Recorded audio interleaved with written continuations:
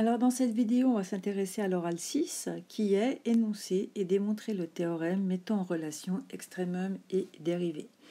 Donc dans un premier temps, on va définir ce que c'est un extrémum d'une fonction. Ensuite, on donnera le théorème qui met en relation l'extrémum et la dérivée. On le démontrera. Puis on s'intéressera à la réciproque de ce théorème et comment finalement on peut trouver les minimums et maximums d'une fonction. Alors, on va considérer une fonction f qui est définie sur un intervalle i. Alors, très souvent, chez nous, ça va être tous les réels. Ça peut être plus petit, par exemple, si on prend la racine carrée de x. Ça dépend de la fonction. Donc, généralement, on va dire qu'elle est définie sur un intervalle i. Alors, on dira que f admet un maximum local en x égale u s'il existe un voisinage v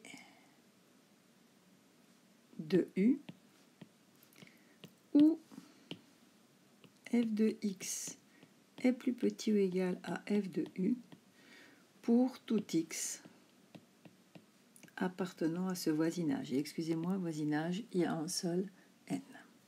De la même manière, on dira que f admet un minimum local en x égale w s'il existe un voisinage v de w où, cette fois, les images de x seront forcément plus grandes ou égales à l'image de w pour tout x appartenant à ce voisinage. Donc f de u, ça sera le maximum local, ce sera un maximum local de la fonction, et f de w, ce sera un minimum local de la fonction. Et f de u et f de w seront en fait des extrémums locaux en fait de f. Alors pour illustrer ça, on va peut-être faire un dessin. Donc on va considérer une fonction. Hop. Voilà, une fonction que vous connaissez assez bien, qui sont en général des fonctions cubiques. Ça c'est la fonction f. Eh bien, on voit assez facilement que ce point-là représente un maximum local de la fonction et que ce point-là, c'est un minimum local de la fonction. Eh bien, ce point sur le graphique, c'est un point du plan. Donc, il a deux coordonnées. C'est u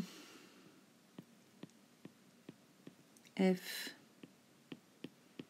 de u.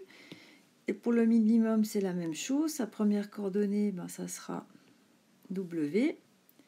Et sa deuxième coordonnée, là, je ne sais pas si je serai très droite, mais c'est f de w.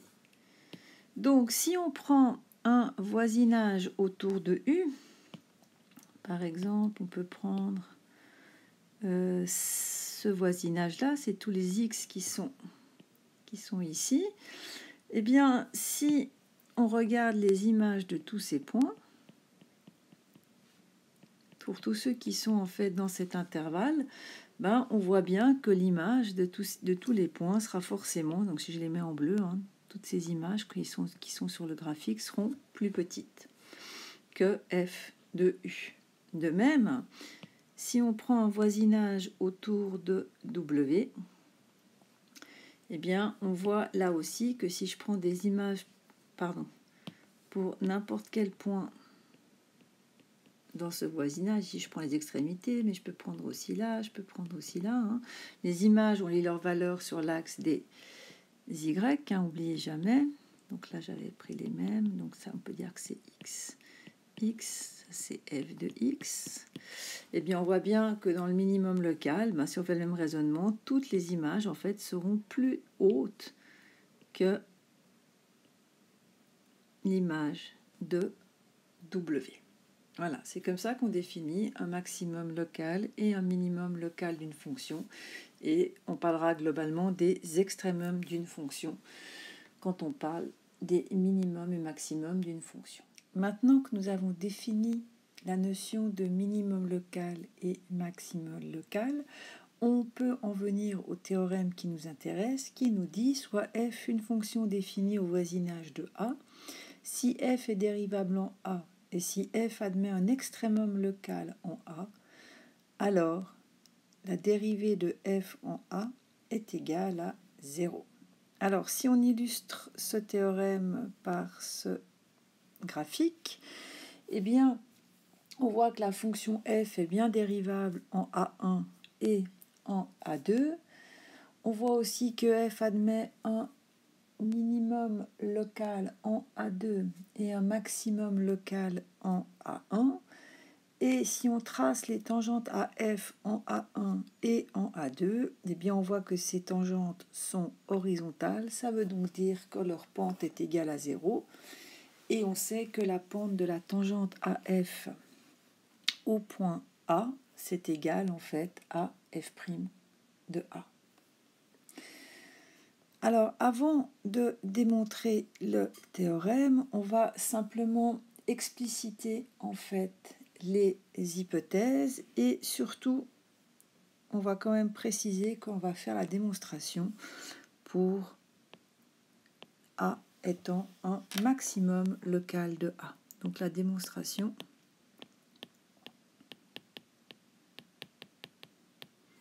sera faite dans le cas où f admet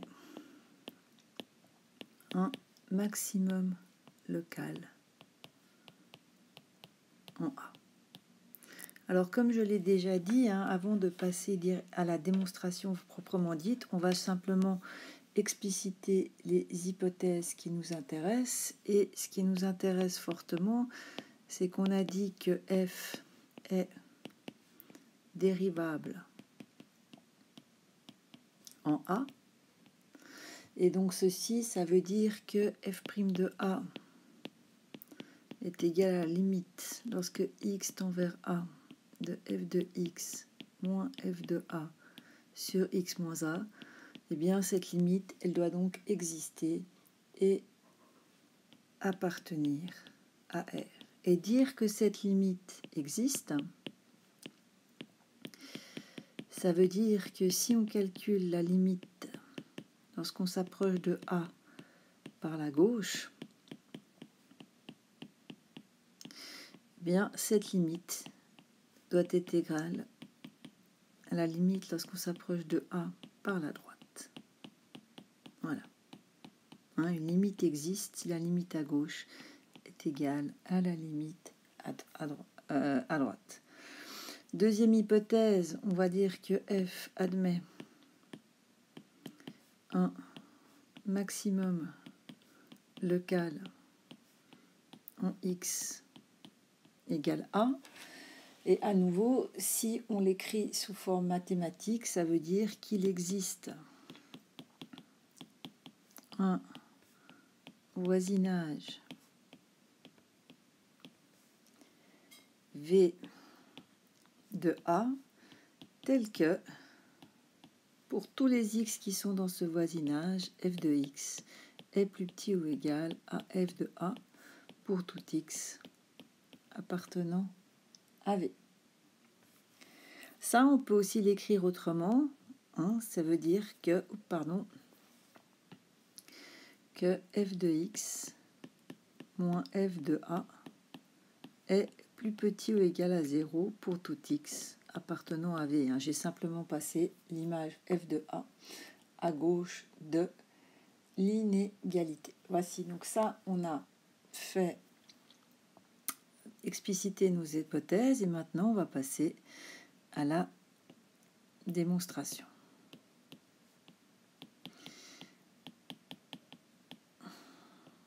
Eh bien, la démonstration, elle va être faite de manière assez simple, hein.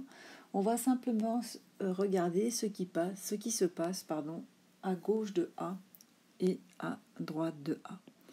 Donc d'abord, on va considérer un point X plus petit que A, mais qui appartient au voisinage de V. Donc, si on dessine la droite des réels, hein, pour qu'on soit bien sûr de quoi on parle, donc ça c'est les X, donc si je mets là A, X est forcément à gauche de A, et donc si on fait la soustraction X moins A, et bien ce résultat, il est forcément plus petit que 0. Et comme A est un maximum local de la fonction f, on peut aussi dire que f de x moins f de a est plus petit ou égal à 0. Donc, si on fait le rapport f de x moins f de a sur x moins a, avec toujours x plus petit que a, et ben on sait que le dénominateur il va être strictement négatif. Le numérateur, lui, il va être plus petit ou égal à 0. Donc, par la règle des signes, f de x moins f de a sur x moins a, ça sera plus grand ou égal à 0. Donc, on sait que si on passe à la limite, lorsque x tend vers a, eh bien, le signe de ce rapport ne va pas changer. Donc, ça veut dire que la limite sera plus grande ou égale à 0. Maintenant, si on regarde ce qui se passe à droite de A, toujours avec x qui appartient au voisinage de V, donc de nouveau, si je fais la droite des réels, ben maintenant on a A ici, cette fois x est à droite, ben, si on fait la différence entre x moins A, ben ce rapport-là sera forcément plus grand que 0, et comme f de a est un maximum de la fonction, et bien si on fait f de x moins f de a, ça sera forcément toujours plus petit ou égal à 0. Donc de nouveau, si on prend le rapport f de x moins f de a sur x moins a, le dénominateur il va être strictement plus grand que 0. Le numérateur, lui, va rester plus petit ou égal à 0. Donc la fraction, moins divisé par plus, ça fera plus petit ou égal à 0. Donc si on passe à la limite de ce rapport, eh bien on sait que le signe ne change pas. Vous pouvez aller voir dans le chapitre des limites, dans les propriétés des limites. Vous trouverez en fait la propriété qui vous intéresse. Eh bien, la limite de ce rapport sera forcément plus petite ou égale à 0. Nous, par hypothèse, on sait que la fonction f est dérivable en a. Et comme je l'ai déjà dit précédemment, ça veut dire que la limite, lorsque x tend vers a, de f de x moins f de a sur x moins a existe. Dire qu'elle existe, je vous rappelle, ça veut dire que la limite à gauche doit être égale à la limite à droite.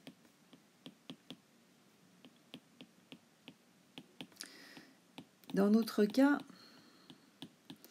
on sait que la limite à gauche, elle sera plus grande ou égale à 0, alors qu'à droite, elle est plus petite ou égale à 0, le résultat de la limite. Donc la seule possibilité pour que cette égalité soit vraie, vous n'en avez pas d'autre, eh bien c'est que cette limite soit égale à 0, égale 0. Donc forcément que l'on a que la limite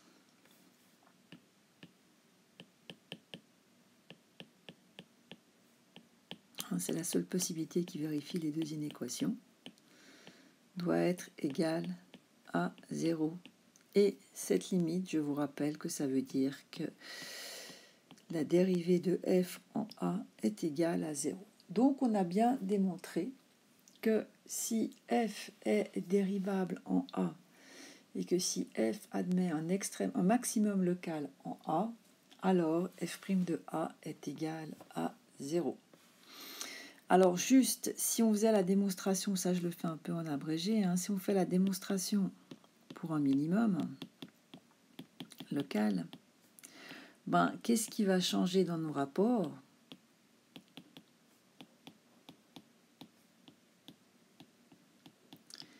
Eh bien, ce qui va changer, c'est que si f admet un minimum local en A, ça veut dire que f de x moins f de a, ça sera plus grand ou égal à 0 pour tout x étant dans un voisinage de a. Donc ce qui va se passer, c'est que maintenant, quand on va faire la limite, lorsque x tend vers a moins de f de x moins f de a sur x moins a, le dénominateur, lui, il va rester strictement plus petit que 0, mais cette fois, le numérateur va être plus grand ou égal à 0, donc le rapport va être plus divisé par moins, ça fait plus grand ou égal à 0. Quand vous allez calculer la limite à droite, le numérateur sera plus grand ou égal à 0 et le dénominateur sera strictement plus grand que 0. Et donc, plus divisé par plus, ça fait plus grand ou égal à 0. Donc, on retrouve en fait les mêmes conclusions. Pour que la limite existe, elle doit être la même à gauche et à droite. Et l'unique possibilité ici aussi, c'est que cette limite soit égale à 0. Si on s'intéresse à la réciproque du théorème, c'est-à-dire si f' de a égale 0, alors f admet un extrémum local en a, eh bien on peut se demander si cette réciproque est vraie ou fausse. Alors je vous rappelle qu'en mathématiques, pour montrer que quelque chose est vrai, vous devez le montrer pour n'importe quelle fonction, ici dans n'importe quel cas. Par contre, si quelque chose est faux, il suffit en fait de trouver un contre-exemple. Et ici, cette réciproque donc n'est pas toujours vraie, et le contre-exemple qu'on peut prendre, c'est la fonction f de x égale x cube. Alors cette fonction, elle est bien dérivable sur tous les réels, ça on n'a pas de souci. On peut calculer facilement sa dérivée, f' de x, c'est 3x au carré. L'hypothèse de la réciproque, c'est f' de a est égal à 0, donc on va leur chercher une valeur pour laquelle la dérivée s'annule.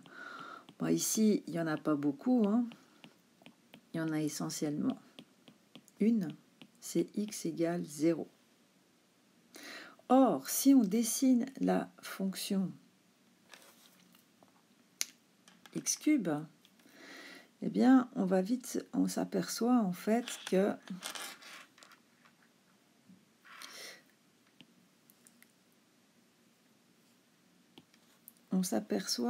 en 0, on n'a absolument pas un minimum local, puisque cette fonction, ou un maximum local, puisque cette fonction, alors on va mettre les 2 points, je vous rappelle que cette fonction, alors je vais essayer de bien la dessiner, elle fait quelque chose comme ça, et de l'autre côté, elle fait quelque chose comme ça. Donc on voit bien qu'en x égale 0, on a ici, f n'admet pas d'extrémum local en x égale 0, parce qu'en fait cette fonction x cube, elle est strictement croissante.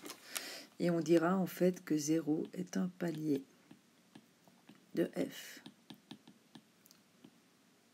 Par contre, si vous dessinez en fait la tangente à ce point, hop là, pardon, oh là là là là là là, hop, si on dessine la tangente, ben elle est bien horizontale, hein. Elle est comme ceci. Ça c'est la tangente en 0. Donc la pente de cette tangente c'est bien 0, mais par contre la fonction n'admet pas un extrémum local en x égale 0. Donc on peut conclure que la réciproque du théorème n'est pas vraie ou n'est pas toujours vraie. Une fois qu'elle est fausse pour quelque chose, ben on dit qu'elle est fausse. On peut aussi dire qu'elle n'est pas toujours vraie. Hein, pour certaines fonctions, ça fonctionne, mais pas pour toutes. Et en fait, on s'en rend compte en faisant le tableau des signes de cette fonction. En effet, si on fait le tableau des signes, hein,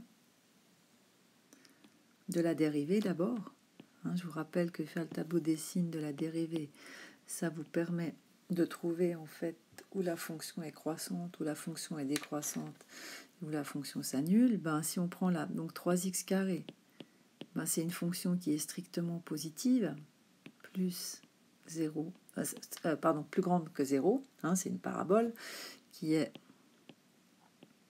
convexe, donc ça c'est f'. Et si on regarde maintenant f, bien on voit que si la dérivée est positive, alors la fonction est croissante. Et donc on voit bien ici que ça ne peut pas être un maximum ou un minimum, parce qu'il faudrait que la fonction soit d'un côté croissante et de l'autre côté décroissante. Donc ici, on a bien un palier. Donc, quand on va devoir rechercher les extrémums locaux éventuels d'une fonction, eh bien, la marche à suivre va être la suivante. D'abord, on va calculer la dérivée de la fonction donnée. On va chercher les zéros de la dérivée. Mais ça ne veut pas dire que parce que la dérivée est égale à 0, le point qu'on a trouvé est un maximum, un minimum. Donc, ce qu'on devra faire ensuite, ben, c'est le tableau des signes de f'. Et là, on pourra trouver en fait la monotonie de f et donc trouver si des points sont bien des minimums locaux ou des maximums locaux.